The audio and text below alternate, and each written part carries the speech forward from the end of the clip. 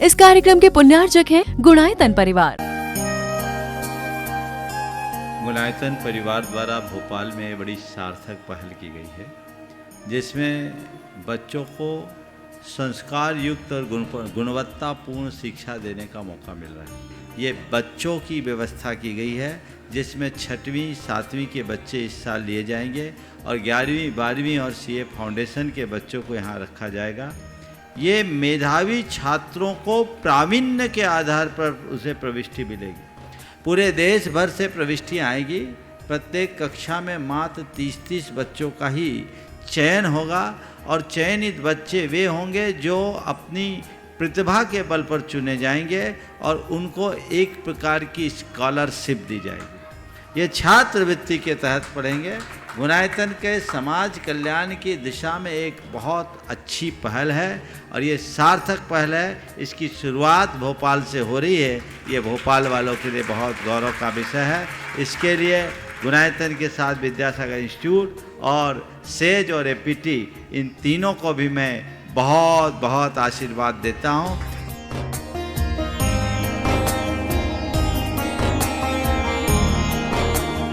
एक आदर्श और व्यवस्थित दिनचर्या का लक्ष्य प्राप्ति में बहुत बड़ा योगदान होता है।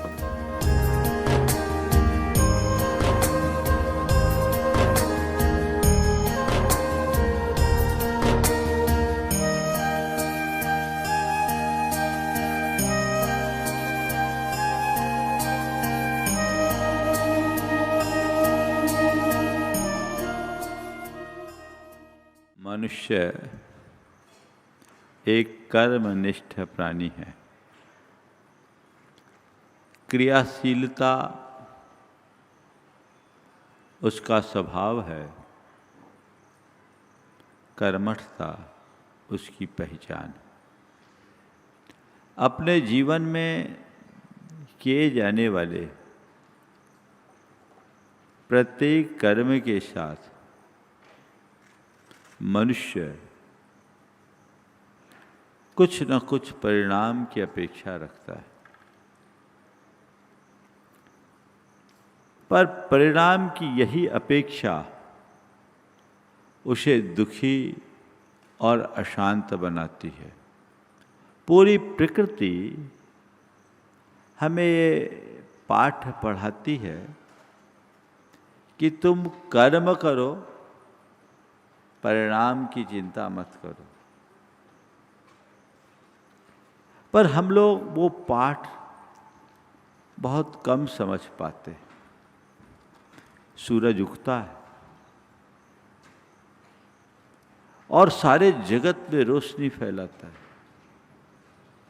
वो उसका अपना कर्म है जो वो करता है, पर उसे इस बात की किंचित भी परवाह नहीं होती कि कौन मेरा अभिनंदन कर रहा है, कौन मेरा उपयोग कर रहा है या कौन मेरी उपेक्षा कर रहा है।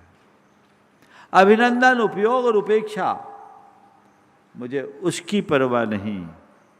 मेरा तो केवल एक ही ध्येय और लक्ष्य है, जगत को आलोकित करना। इसी बात को श्री कृष्ण ने गीता में कहा, कर्मण्येव अधिकारस्ते मां फलेषु कदाचन।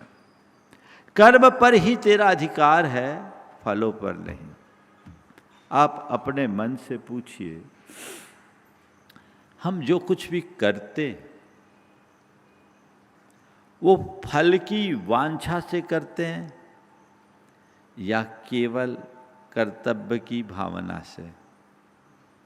चाहे पारिवारिक काम हो, चाहे व्यावसायिक जगत हो, चाहे नौकरी पेशा से संबद्ध हो, चाहे धार्मिक आराधना हो या साधना का क्षेत्र। किसी भी क्षेत्र में हम जो कुछ कर रहे हैं उसके पीछे मेरी भावना क्या है?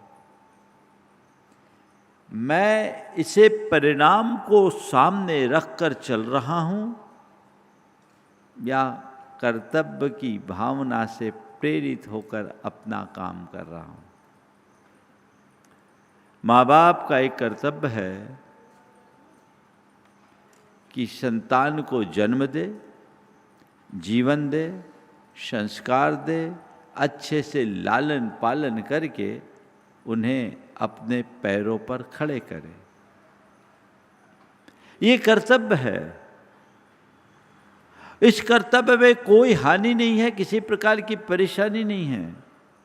जब तक ऐसे कर्तव्य की भावना है तब तक मन में किसी भी प्रकार की हलचल नहीं होती, सहज स्फूर्णा होती है, सहज प्रेरणा होती है और सारे कार्य बहुत सहजता से संपादित होते रहते हैं।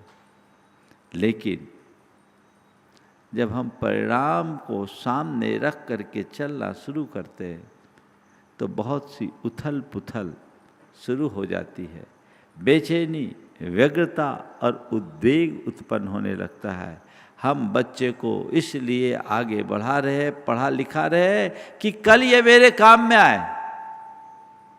क्या हो गया? यहां आते ही मोहाशक्ति हो जाती है। यानी हमने तुम्हें कुछ दिया है लेने के लिए, यहां परिणाम की प्रमुखता हो गई, और मैंने तुम्हें दिया केवल देने के लिए, यहां कर्तव्य की भावना हो गई। संत कहते हैं तुम कोई भी काम करो, काम किए बिना जीवन की गति नहीं। काम तो करना होगा, लेकिन काम को काम के लिए करो, कर्म को कर्म के लिए करो, उसे अपना कर्तव्य मान करके चलो, उसके परिणाम को सामने लेकर मत चलो। ये बात सत्य है कि कोई भी कर्म करोगे तो परिणाम तो निकलेगा, और बिना कर्म के परिणाम भी नहीं निकलेगा, ये भी सत्य है। लेकिन हमेशा एक बात को स्मरण में रखना चाहिए कि मेरे हाथ में कर्म यानी प्रयास है, परिणाम नहीं। अपने हाथ में जो है यदि उसमें अपनी शक्ति लगाओगे तो हमेशा प्रसन्न बने रहोगे, और परिणामों की चिंता में उलझोगे तो दुखी हो जाओगे। एक किसान खेत में बीज बोता है, निश्चिंत हो जाता है। खेत को जोतना, बखरना, तैयार करना, बीज बोना उसके हाथ में है, जो उसका कर्म है।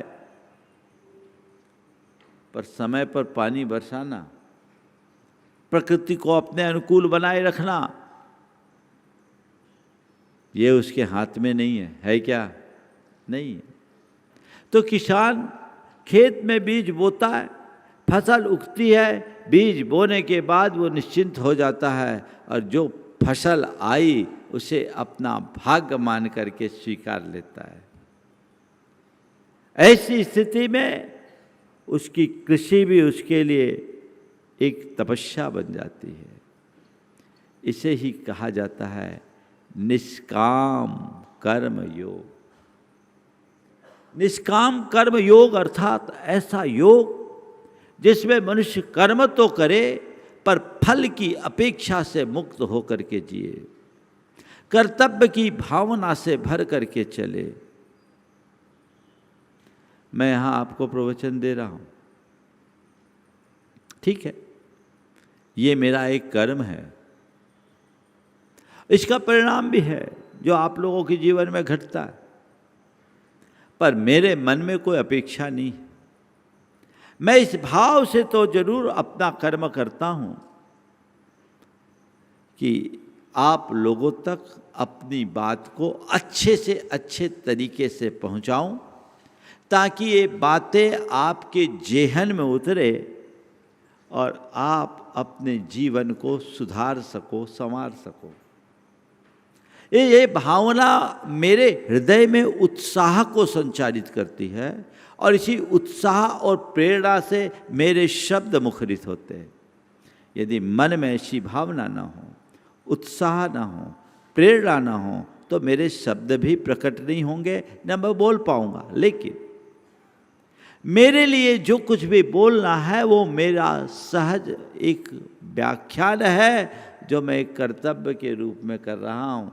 मेरे मन में ये अपेक्षा नहीं है कि जैसा मैं बोलूं उसका वैसा प्रभाव पड़े ही पड़े, इसमें कोई हानि नहीं, लेकिन ऐसा ही पड़े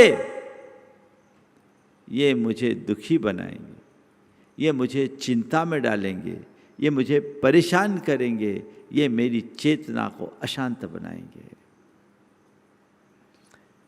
मेरे हाथ में जो है वो मैं कर सकता हूं, मैं बेहतर से बेहतर तरीके से अपनी बात रखूं, मैं अच्छे से अच्छे विचार प्रस्तुत करूं, मैं अपनी ओर से आपकी भावनाओं को उद्वेलित करने का पूर्ण प्रयत्न करूं। ये मेरा कर्म है जिसे मैं अपना धर्म मान कर रहा हूं। लेकिन अगर मैं उसके परिणाम को लेकर के चिंतित होने लगूं, अरे इतनी मेहनत करता हूं पर रिजल्ट नहीं आ रहा है, रिजल्ट नहीं आ रहा है, रिजल्ट नहीं आ रहा है, तो हमारा रिजल्ट खराब, रिजल्ट खराब।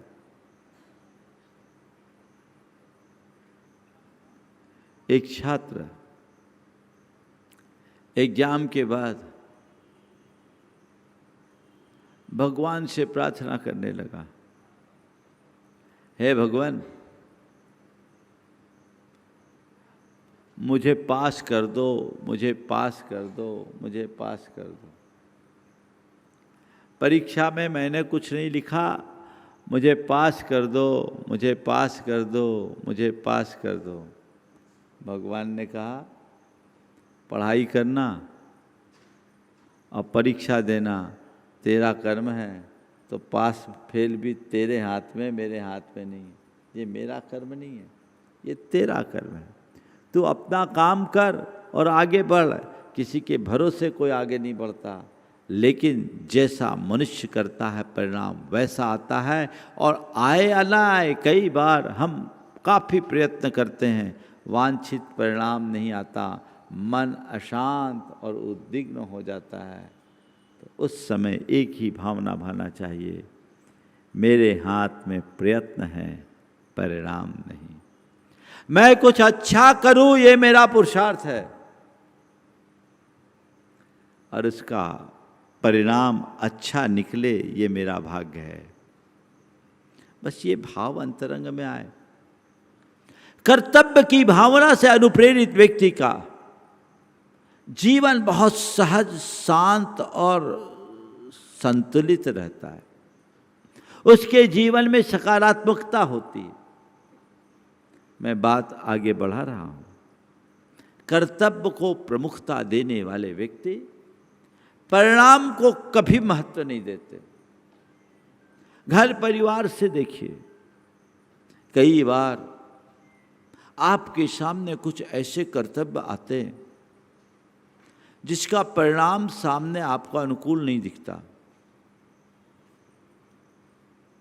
और जो परिणामों को लेकर के चलता है वो कई बार कर्तव्यों से विमुख हो जाता है। लेकिन जो कर्तव्य को प्रमुखता देता है वो परिणाम की परवाह नहीं करता। हम कुछ प्रसंगों को सामने लें। रामायण के प्रसंग को ले। रामायण में रामचंद्र जी को वनवास दिया गया।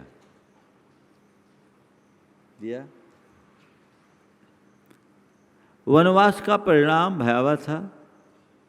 राजगद्दी भी गई और वनवास, निर्वासित जीवन, सब कुछ खोने की स्थिति,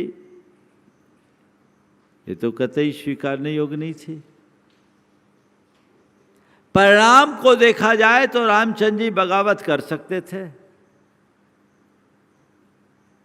उन्होंने ऐसा नहीं किया। ऐसा नहीं किया, साक्षात नुकसान देखते हुए भी, है ना, जो राज्य का उत्तराधिकारी है, जिसके साथ जनमत है, और जनमत ही नहीं, वाल्मीकि रामायण के अनुसार तो दशरथ जी ने कहा कि राम, मैं तो कैकेयी के वचनों से बंध गया, मैं विवश हूं, तो एक काम कर, मुझसे युद्ध करके मुझे हरा दे और तू राजगद्दी का अधिकारी बन जा। मैं चाहता हूं तू यहीं रहे, तू जा मत। बोलो, उस घड़ी यदि रामचंद्र जी परिणाम की तरफ ध्यान दिए होते तो क्या रामचंद्र जी राम बन पाते?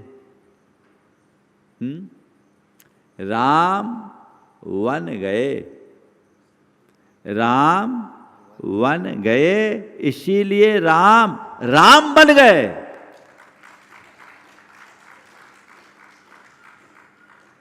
उन्होंने उस घड़ी कर्तव्य का अनुपालन किया।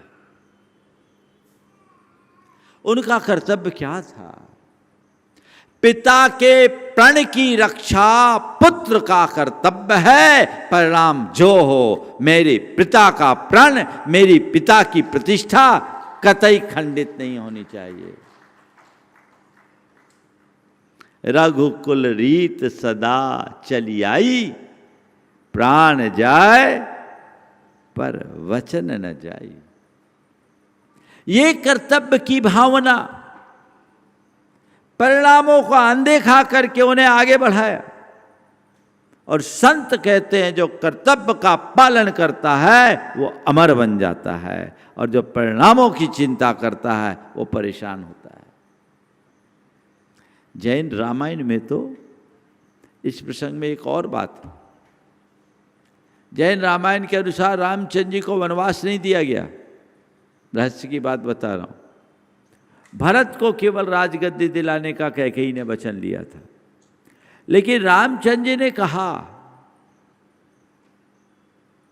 कि भरत को राजगद्दी अगर हम दे भी देंगे तो मेरे रहते भरत राजगद्दी स्वीकारेगा नहीं, और भरत राजा नहीं बनेगा तो मेरे पिता का प्रण अधूरा रह जाएगा। और पिता का प्रण, अगर पुत्र के जीवित रहते पिता का प्रण अधूरा रहे, उसकी प्रतिष्ठा धूमिल हो, तो उस पुत्र को जन्म लेने का और जीने का कोई अधिकार नहीं। पुत्र के जन्म की सार्थकता तभी है जब वह पिता के प्रण और प्रतिष्ठा को सुरक्षित रखे, नीति और निष्ठा के साथ काम करे।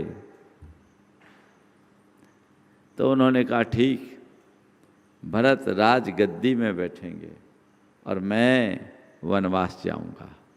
कितना उत्कृष्ट उदाहरण। कर्तव्य, कर्तव्य की भावना। कर्म करो, उसकी कसौटी में परिणाम को सामने रखो, लेकिन परिणाम को कसौटी मत बनाओ, कर्तव्य को ही उसकी कसौटी बना करके चलो। महाभारत के प्रसंग को देख लीजिए। भीष्म जी ने कितनी भीष्म प्रतिज्ञा की, वो पितामह बन गए, भीष्म प्रतिज्ञा नाम हो गया। उन्होंने हस्तिनापुर का राज्य स्वीकार किया केवल सत्यवती को अपने पिता को सौंपने के लिए। मैं राजगद्दी पर नहीं बैठूंगा और आजीवन ब्रह्मचारी रहूंगा। कितना बड़ा उद्घोष था, परिणाम जो भी आया।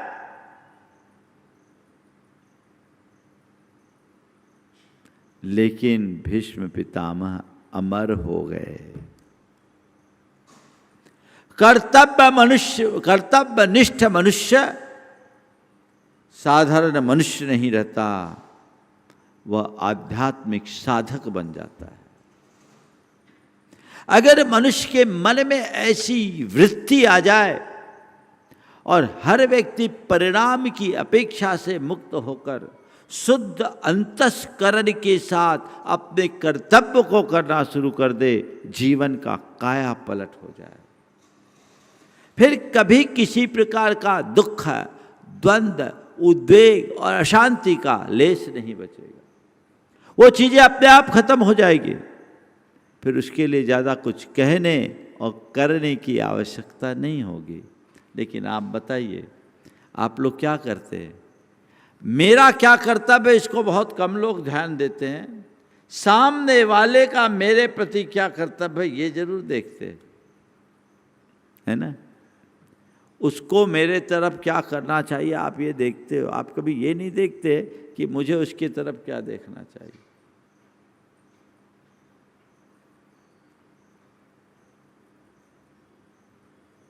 क्या है कर्तव्य और क्या है परिणाम? शिक्षक ने छात्र से पूछा,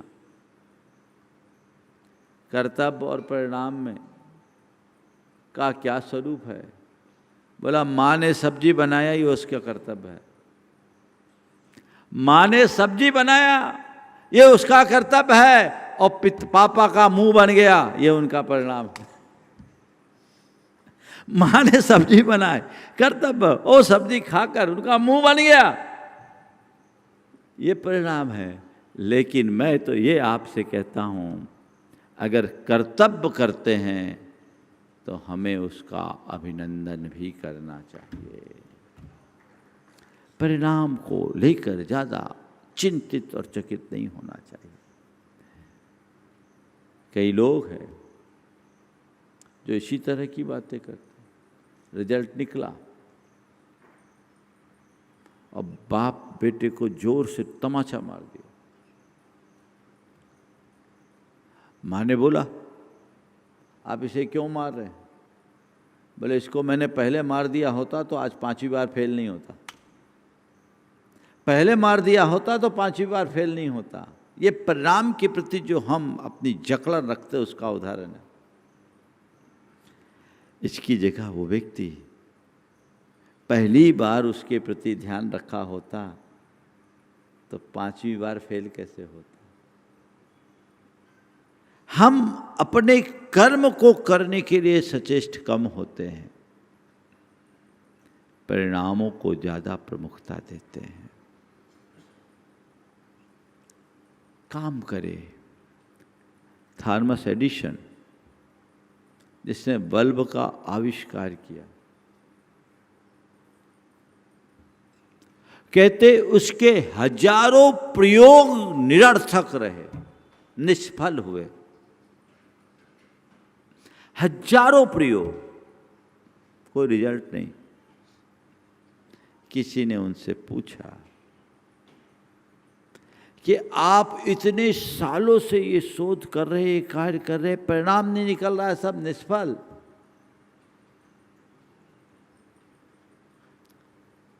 उन्होंने कहा, नहीं, मैं ऐसी दिशा में बढ़ा हूं जहां हजारों रास्ते हैं, मंजिल आज नहीं कल पहुंचूंगा। वो हारा नहीं, जो मेरे हाथ में हो मैं करूंगा। परिणाम आज नहीं तो कल निकलेगा। निकलेगा जब निकलेगा, उसको लेकर के मैं परेशान क्यों हूं? ये धारा अपने अंतरंग में होनी चाहिए। पर आजकल सब एक दूसरे के परिणाम, पति पत्नी के संबंध है, मैं उनके लिए इतना करती हूं, वो मेरे लिए क्या होता है? मैं रात दिन सामने वाले के लिए खटती हूं, वो तो मेरा ध्यान ही नहीं देता है। हो गया गड़बड़। पति पत्नी के बीच का कर्तव्य क्या है? पत्नी का कर्तव्य है पति को सम्मान देना और घर की जिम्मेदारियों का व्यवस्थित संचालन करना। तो पति का कर्तव्य है पत्नी को मान देना, उसकी भावनाओं का आदर करना और घर में उसे सम्मान दिलाना। यही है ना। दोनों अपने अपने कर्तव्य करें तो झंझट कहाँ। लेकिन दोनों में ये अगर दिखने में आ जाए कि मैं सामने वाले के लिए ये कर रहा हूं और वो हमारे लिए क्या कर रहा है, परिणाम तो द्वंद्व है ना। तो परिणाम जहां ज्यादा आ जाए, परिणाम पर यदि आपका ध्यान ज्यादा जुड़ जाए तो केवल द्वंद्व आता है। परिणाम को लेकर ज्यादा चिंतित मत होइए। एक दूसरे के पूरक और प्रेरक बनकर के चलना आपका कर्तव्य हो, कीजिए ना, परिणाम तो अपने आप अच्छा निकलेगा। पति और पत्नी जहां एक दूसरे के पूरक और प्रेरक बनकर के जिएंगे वहां परिणाम कभी खराब आएगा क्या? लेकिन पति और पत्नी एक दूसरे के साथ जब टकराव भरा दृष्टिकोण रखेंगे, एक दूसरे के साथ भेदभाव रखेंगे, तो परिणाम द्वंद्व का ही तो आएगा। द्वंद्व को आनंद में बदल दो, परिणाम की आसक्ति छोड़ दो, आनंद में आ जाएगा। पिता पुत्र के बीच में संबंध है। पिता का कर्तव्य है कि पुत्र को ठीक तरीके से पढ़ा लिखा कर योग्य बनाए, पांवों पे खड़ा करे, और पुत्र का कर्तव्य है कि पिता के ऋण से उऋण होने के लिए अपने कर्तव्यों का पालन करे, उनके जरूरतों की पूर्ति करे। दोनों अपने अपने कर्तव्य का पालन करे तो कोई दिक्कत नहीं। पर पिता चाहे मैंने ऐसा किया तो मेरे बेटे को मेरे साथ ऐसा करना ही चाहिए, और बेटा कहे कि मेरे बाप ने मेरे लिए किया ही क्या, मैं अपने पिता के लिए क्या करूं, तो क्या होगा? पिता यदि संतान को ठीक रीति से पढ़ाए लिखाए नहीं, उसके अच्छे संस्कार न दे, और बेटा यदि योग्य होने के बाद भी अपने पिता को वृद्धाश्रम भेज दे, तो पिता का भविष्य बिगड़ता है। दोनों जगह परिणाम गलत है। पिता कर्तव्यनिष्ठ होगा तो संतान संस्कारवान बनेगी, और संतान कर्तव्यनिष्ठ होगा तो पितृभक्ति अपने आप प्रकट होगी।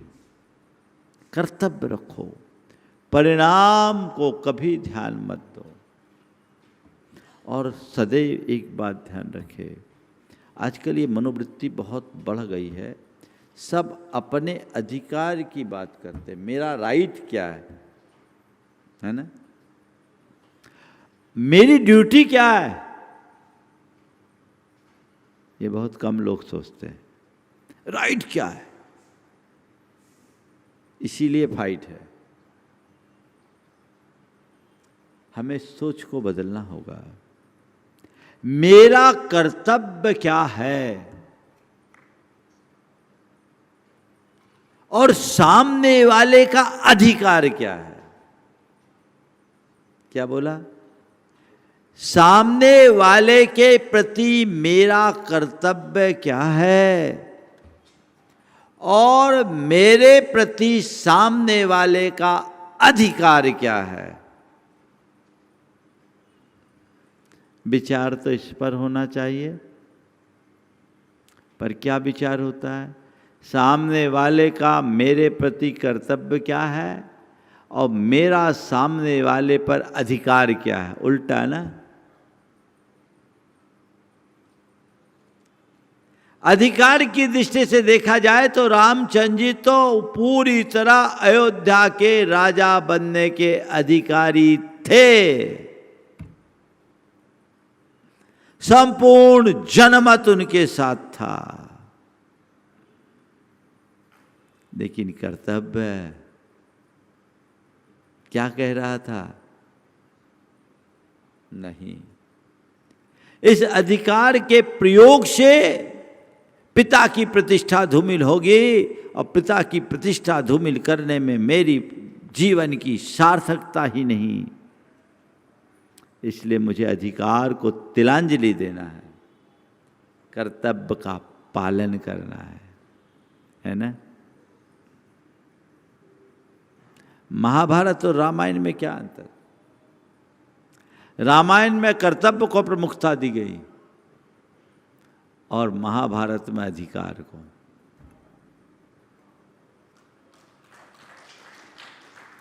ये अंतर है, बस यही भावना बदलना है। बहुत पहले कुछ पंक्तियां लिखी थी, कर्तव्यों की हीनता, अधिकारों का नर्तन।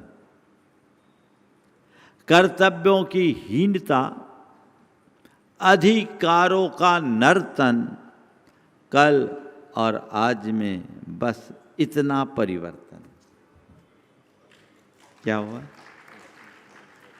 परिवर्तन है।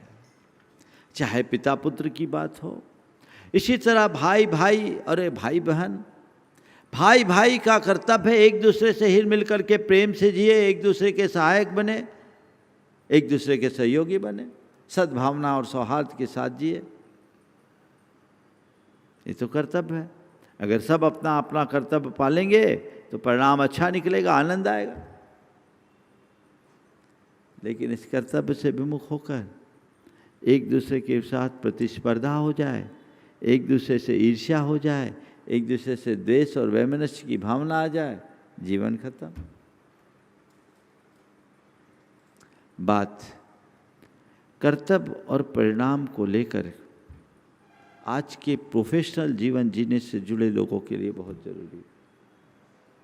लोग चाहते हैं मैं कर्तव्य करता हूँ, बहुत अच्छा करता हूँ, मेरा बॉस खुश रहे, मैं अपने बॉस को खुश रख सकूँ।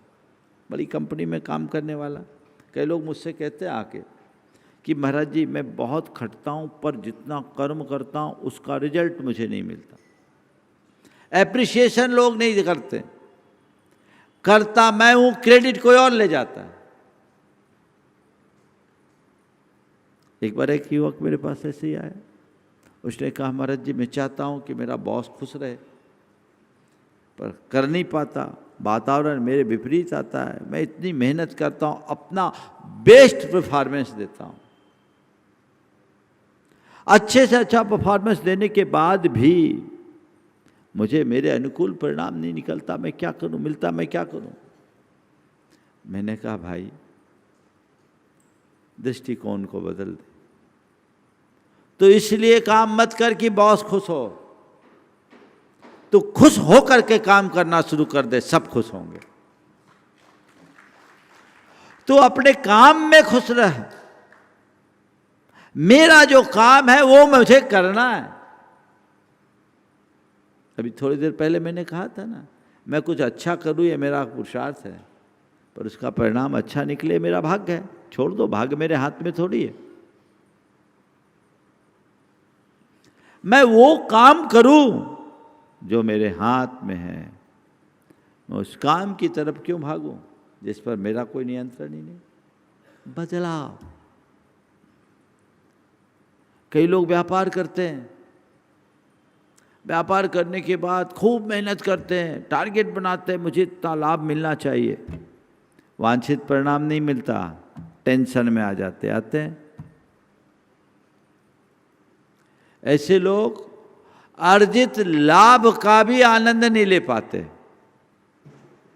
या व्यापार करो, प्लानिंग के साथ करो, एक टारगेट फिक्स करके रखो, कोई दिक्कत नहीं, लेकिन वो टारगेट तक ना पहुंच पाओ तो जितना आया उतने में संतोष तो रखो।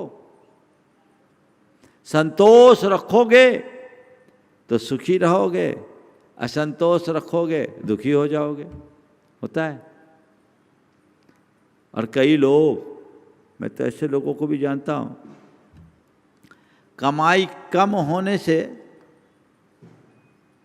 दुखी होने वाले लोग तो मिल ही जाएंगे, पर अच्छी कमाई होने के बाद भी दुखी होने वाले लोगों को मैं जानता हूं। अच्छी कमाई फिर भी दुखी। एक बार एक दंपति आए, पति का चेहरा उतरा हुआ था। मैंने पूछा क्यों, क्या बात है भाई? उसने कहा महाराज लाख रुपए का नुकसान हो गया। बहुत पुरानी बात है, 20 साल पुरानी। पति का चेहरा उतरा हुआ। मैंने पूछा क्या बात है? बोला महाराज जी लाख रुपए का नुकसान हो गया। धर्मपत्नी वहीं बाजू में बैठी थी। बोले महाराज जी छोड़िए, इनकी तो आदत ही ऐसे, ये नहीं कहते कि 2 लाख का फायदा हो गया।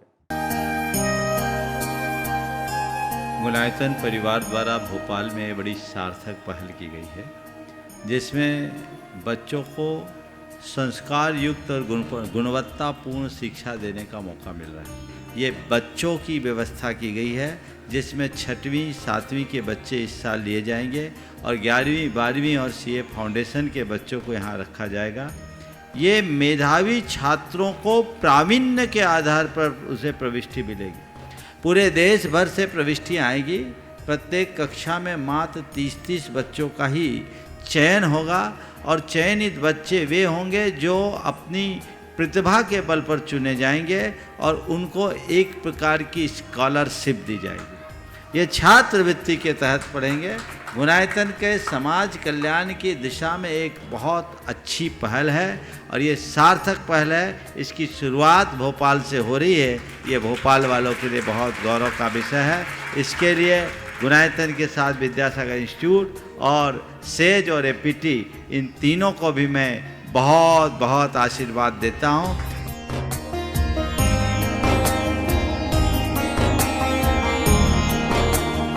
एक आदर्श और व्यवस्थित दिनचर्या का लक्ष्य प्राप्ति में बहुत बड़ा योगदान होता है।